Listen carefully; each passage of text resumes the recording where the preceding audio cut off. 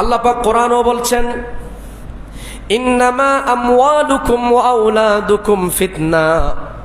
ও পৃথিবীর মানুষ, নিশ্চয় তোমাদের সন্তান সন্ততি, তোমাদের ধন সম্পদ, এগুলো তোমাদের জন্য ফিতনা, তোমাদের জন্য পরীক্ষা।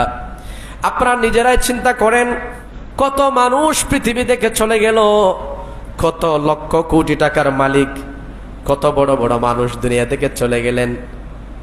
দুনিয়া থেকে একজন সাধারণ মানুষ যেভাবে একটা সাদা কাপন পরে কবরে যায়, একজন কোটি কোটি টাকার মালিক, হাজার কোটি টাকার মালিক হওয়ার পরও যখন সে দুনিয়া থেকে চলে যায়, সেও অন্যের মতো খালি হাতে কবরের মধ্যে যেতে হয়। সুবহানাল্লাহ।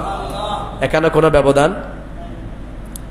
তবে ব্যবধান একটাই আছে। আল্লাহ কোরআনে পাকে বলছেন, সূরাতুল আসর, কোরআনুল কারীমের মধ্যে 30 নম্বর পারার ছোট্ট একটি সূরা।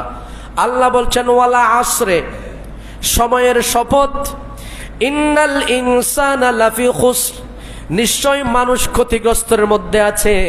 তবে সকল মানুষ নয়, এরপর আল্লাহ ইস্তিসনা করে দিচ্ছেন, ভাগ করে দিচ্ছেন। আল্লাহ বলছেন, ইল্লাল্লাযীনা আমানু ওয়া আমিলুস সলিহাত, ওই সমস্ত মানুষ নয় যারা ঈমানদার, মুমিন, মুত্তাকি, পরহেজগার।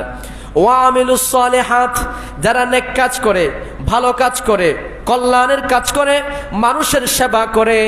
ওই ধরনের মানুষ যারা আছে তারা অকল্যাণের মধ্যে নয়, তারা কল্যাণের মধ্যে রয়েছে। তারা ক্ষতিগ্রস্ত নয়, বরং তারা লাভের মধ্যে রয়েছে। সুবহানাল্লাহ।